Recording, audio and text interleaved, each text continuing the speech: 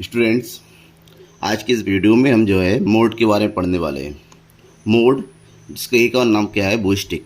English में बोलते, हिंदी में इसको बहुलक या बूस्टिक के नाम से जाना जाता है। ये एक्चुअली में फ्रेंच भाषा ला मोड से बना हुआ है, जिसका मतलब होता है सर्वाधिक फैशन या रिवाज, मतलब जिसका चलन सबसे ज़्यादा होता है। ऐसे में इस वर्ड्स का जो है स्टैटिक्स में, इकोनॉमिक्स में मतलब होता है वह पद मूल्य, एक ऐसा पद जो वितरण में सबसे अधिक बार होता है। यूं कहें, वितरण में सबसे अधिक आवर्ती वाला पद, यानी कि सर्वाधिक आवर्ती वाला पद ही क्या कहलाता है, बहुलक कहलाता है। ठीक है ना। तो बहुलक की गणना कैसे की जाती है, क्या और अलग अलग श्रेणी कौन कौन सी है, इन सब के बारे में हम इस वीडियो में पढ़ने वाले हैं। लास्ट तक देखिएगा और लाइक करना मत भूलिएगा। अगर आपने सब्सक्राइब नहीं किया है चैनल को, सब्सक्राइब जरूर कीजिएगा, ठीक है, और शेयर कीजिए अपने दोस्तों के बीच में। अब बात आती है बहुलक की गणना कैसे की जाती है, बूस्टिक की गणना कैसे की जाती है। गणना की बात करें तो श्रेणी अकॉर्डिंग, व्यक्तिगत श्रेणी जहाँ पर केवल पद दिए होते हैं, तो व्यक्तिगत श्रेणी में बहुलक निकालने के लिए सबसे पहला काम ही तो होता है कि व्यक्तिगत श्रेणी को हमें कन्वर्ट करना होता है, बदलना होता है, किसमें, खंडित श्रेणी में। ठीक है ना। इसको खंडित श्रेणी में बदलना होता है, और खंडित श्रेणी में बदलने के लिए एक तरीका होता है कि जैसे मान लीजिए हमारे पास ये पद दे रखे, कह रहे निम्न पदों का बहुलक ज्ञात कीजिए। इसमें बहुलक क्या होगा, तो इसको सबसे पहले खंडित श्रेणी में बदलिए, जिसके लिए यहाँ पर बनाया जाता है आवृत्ति वितरण सारणी। आवृत्ति वितरण सारणी तैयार करेंगे, ठीक है। और यहाँ पर हो जाएगा पद, यहाँ पर हम रखेंगे जिसको बोलते हैं टैलीवार, ना भी लगाए कोई दिक्कत नहीं है, और यहाँ पर हो जाएगी इसकी आवृत्ति। ठीक है। अब पद क्या है, सबसे छोटा, छोटे से शुरू करेंगे, 2। अब 2 कितनी बार आ रहा है, 1 2 3 4 5 आता है तो इसे काट दिया जाता है, 6 7, फिर से करेंगे 1 2 3 4 5 6 7 बार, तो इसकी आवृत्ति होगी 7। 2 के बाद क्या आएगा, 3 3 कितनी बार आया, 1 2 2 बार। फिर क्या है, 4 4 कितनी बार आया, 1 2 3 4 5 5 बार। 4 के बाद क्या है, 5 5 कितनी बार आया, 1 1 बार। 5 के बाद क्या है, 6 6 कितनी बार आया है, 1 2 3 1 2 3 3 बार। 6 के बाद क्या है, यहाँ पर कुछ नहीं है, 7 नहीं है, 8 है। 8 कितनी बार आया है, 1 1 बार। फिर क्या है, 9 9 कितनी बार आया है, 1 1।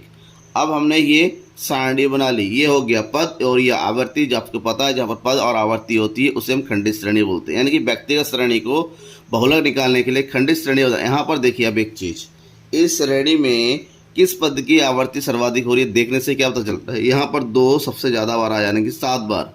इसका मतलब होता है पद 2 की आवर्ती सर्वाधिक है, अतः बहुलक, यानी कि बहुलक को जेड से शो किया जाता है। ठीक है ना। बहुलक को जेड से शो किया जाएगा, बहुलक बराबर कितना हो जाएगा यहाँ पर, 2। ये जो विधि होता है, जो हमने किया है, इसको निरीक्षण विधि कहते हैं। निरीक्षण विधि, बहुलक निकालने की 2 विधि होती है, एक निरीक्षण विधि होती है और एक समूहन विधि होती है। फिलहाल यहाँ पर निरीक्षण विधि से काम चल जाता है, समूहन विधि में आगे बताता हूँ। निरीक्षण विधि को इंग्लिश में बोलते हैं इंस्पेक्शन विधि। ठीक है ना। इंस्पेक्शन में आराम से खाली देख के बताओ कि किसकी आवर्ती सर्वाधिक है। क्लियर। ये व्यक्तिगत श्रेणी हो गया।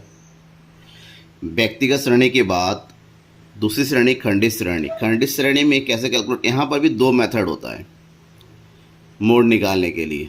ठीक है। एक होता है निरीक्षण विधि और दूसरा होता है समूहन विधि।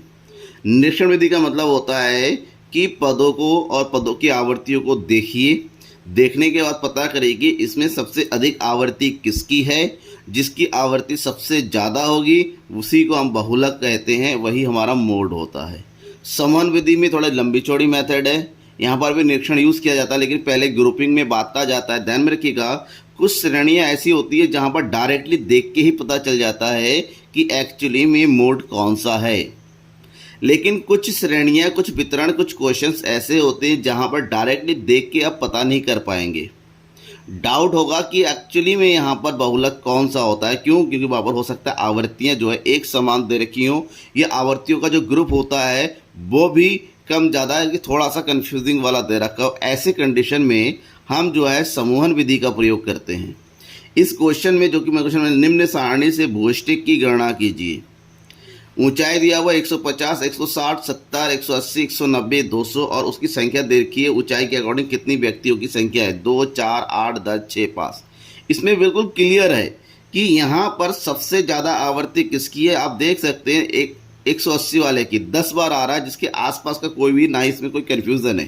कन्फ्यूज़न क्यों? इसके आसपास का देखिए 8 और 6, इसके अलावा कोई भी ऐसा ग्रुप नहीं बन रहा है जिसकी आवर्तियों में सबसे, क्योंकि यहाँ पर ग्रुपिंग भी दिया जाता है किसके पहले वाला बाद वाला ग्रुप ऐड करके, कहीं किसी दूसरे का ज़्यादा तो नहीं हो रहा है।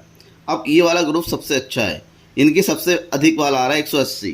तो अकॉर्डिंग टू निरीक्षण के अनुसार, ठीक है ना। तो जब हल करेंगे बस एक सेंटेंस लिख देना यहाँ पर, निरीक्षण के अनुसार यहाँ पद 180 की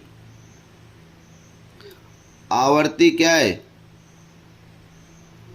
सर्वाधिक है। अतः मोड बार कितना हो जाएगा, 180। यही हमारा आंसर हो जाएगा। क्लियर? इस क्वेश्चन में और कुछ नहीं करना होता है। दिक्कत तो वहाँ है जहाँ पर हमारे पास आवर्तियाँ कन्फ्यूजिंग वाली दे रखी होती है, वहाँ पर हम समूहन विधि का प्रयोग करेंगे। ये समूहन विधि है। एक्चुअली में क्या होता है, समूहन विधि में जब हमारे पास आवर्तियाँ कन्फ्यूजिंग वाली दे रखी होती है उसमें ग्रुपिंग बांटा जाता है। यहाँ पर आवर्तियों को 6 ग्रुप में बांटा जाता है, 6 ग्रुप बनाया जाता है, ठीक है ना। अब वो कैसे बनाया जाता है वो देखेंगे, उसके बाद एक एग्जाम्पल भी सॉल्व करके बताएंगे। जैसे हमारे पास पद दिया हुआ है, ये हो जाएगा पद, ठीक है। पदों को हम सीरियल नंबर से वैसे लिख लेते हैं, जो भी पद दे रखा है वो पद लिखेंगे यहाँ पर, और एक तरफ रफली सीरियल नंबर लिखेंगे 1 2 3 4 5 6 7 8, मानते 8 पद दे रखा है, ठीक है। कुछ भी हो सकता है यहाँ पर, X Y Z A B C D, कुछ भी। और यहाँ पर होती हैं हमारी आवर्तियाँ, दैट इज़ एफ, ठीक है। अब आवर्तियाँ भी कुछ भी हो सकती हैं हमारे यहाँ पर, कुछ भी लिख सकते हैं, A B C D E F G H, कुछ भी होती है। अब समझ लीजिए ग्रुपिंग कैसे तरीके किया जाता है। ग्रुपिंग में रूल होता है, जो आवर्ती होती है इसको सबसे पहला ग्रुप माना जाता है, फिर दूसरा ग्रुप बनाया जाता है, फिर तीसरा ग्रुप बनाया जाता है, फिर चौथा ग्रुप बनाया जाता है, पांचवा ग्रुप बनाया जाता है, छठा और लास्ट में बनाया जाता है विश्लेषण। विश्लेषण सारणी कुछ कहीं कहीं अलग बनाया जाता है, कहीं कहीं एक साथ बनाया जाता है। हम फिलहाल यहाँ पर एक साथ बना देंगे, ठीक है। अब पहला जो ग्रुप होता है जैसा है वैसा ही रहने देते हैं। ग्रुप नंबर 2 में क्या किया जाता है, पहला पद और दूसरा पदों को, जो पहली आवर्ती और दूसरी आवर्ती को जोड़ा जाता है, ठीक है ना। यानी कि इस तरह जोड़ा बनाया जाता है, ये ऐसे। दूसरे में पहला फर्स्ट प्लस 2, फिर थर्ड प्लस फोर्थ, फिर फिफ्थ प्लस 6, फिर 7 प्लस 8। ये सीरियल नंबर यानी कि आवर्तियों को जोड़ा जाता है, ठीक है ना।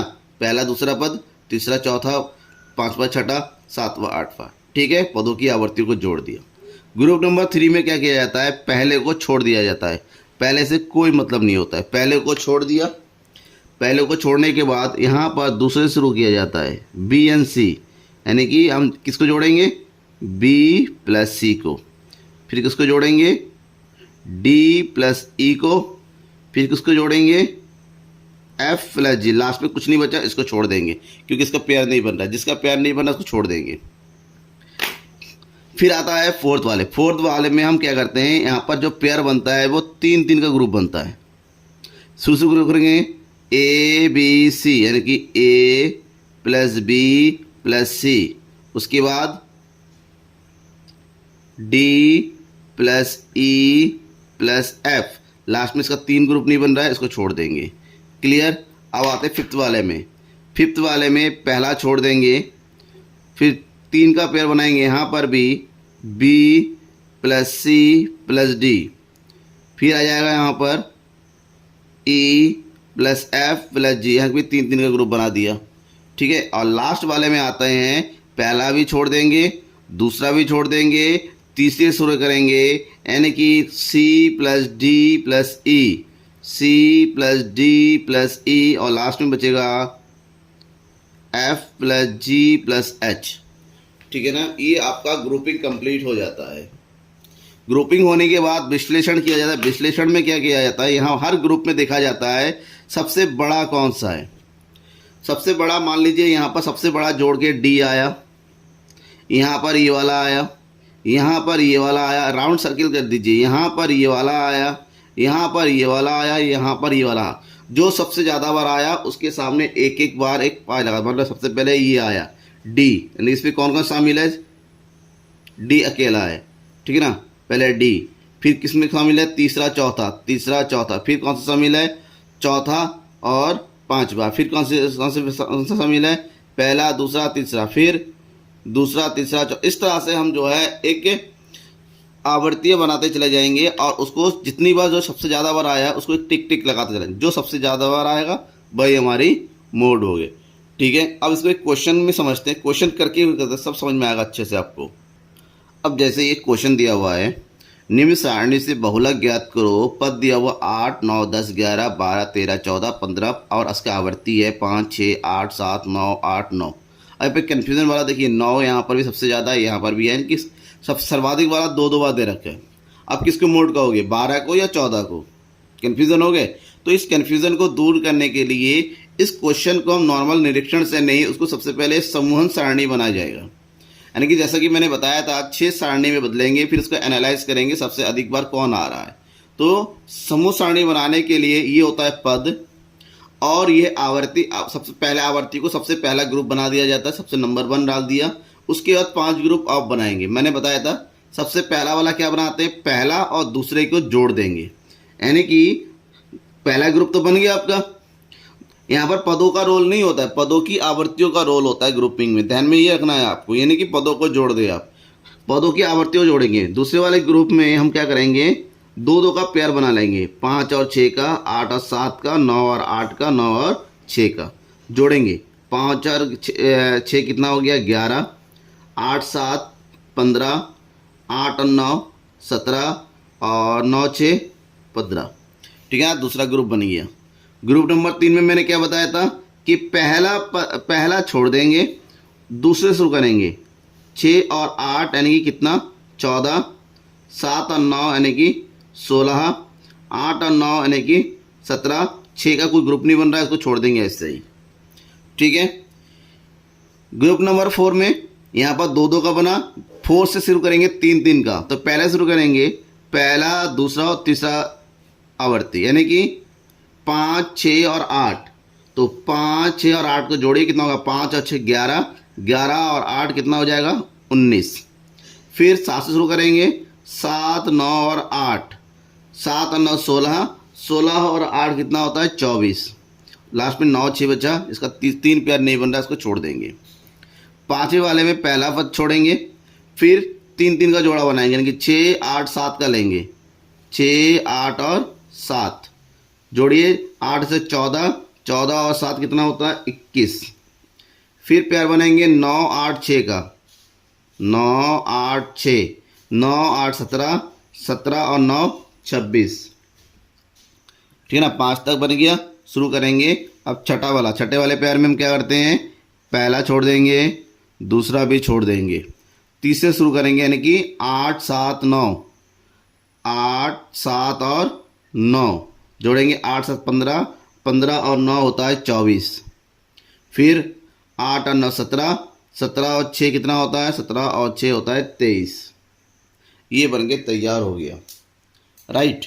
अब हमें करना है टैली बार। टैली बार बनने के लिए मैंने क्या कहा, हर ग्रुप में हम देखेंगे सबसे ज़्यादा कौन है, उसको सर्किल कीजिए। पहले ग्रुप में सबसे ज़्यादा तो ये भी है, 9 भी है, और ये 9 भी है, इन दोनों पर सर्किल कर देंगे। जब सर्किल करते हैं तो साथ ही साथ यहाँ पर टैली बार भी लगा दीजिए। 9 के आगे एक बार सबसे ज़्यादा बार आ रहा है, इस 9 के आगे भी एक बार, ये भी सबसे ज़्यादा बार आ रहा है, ठीक है। ये हो गया क्लियर। अब दूसरे वाले में ग्रुप में देखिए सबसे ज़्यादा क्या आंसर आ रहा है 17। 17 किन दोनों को जोड़ के आ रहा है 9 और 8 को, तो 9 के आगे भी एक बार और 8 के आगे भी एक बार। समझ रहे हैं ना आप? कोई डाउट है तो कमेंट बॉक्स में ज़रूर पूछिएगा। फिर है 17। 17 में क्या क्या जुड़ा हुआ है 8 और 9, तो 8 के आगे एक बार लगा दीजिए, 9 के आगे फिर से एक बार लगा दीजिए, ठीक है। फिर है 24। 24 में 3 चीज़ें शामिल है, कौन कौन सी? 7 8 9, तो 7 के आगे एक बार, 9 के आगे एक बार और 8 के आगे एक बार। फिर है 26। 26 3 चीज़ों जोड़ा बना है 9 8 9, 9 8 9। लास्ट में है 24। 24 में कौन शामिल है? 24 में शामिल है 8 7 9, 8 7, ये 4 है, 5 हो जाएगा, काट देंगे, 5 नहीं बचा। अब यहाँ पर देखिए ये केवल एक बार आया, ये वाला पद 2 बार आया, ये वाला पद 5 बार आया, ये वाला पद 4 बार आया और ये 3 बार आया। यानी कि सबसे ज़्यादा बार आने वाला कौन हुआ? सबसे ज़्यादा बार आने वाला हुआ पद ये, यानी कि 9। 9 किसका है? 12 का, ठीक है। तो यहाँ पर एक चीज़ लिखेंगे, लिखने का तरीका आपका ये है, सारणी के विश्लेषण के आधार पर लिखना जरूरी है। सारणी के विश्लेषण के आधार पर पद 12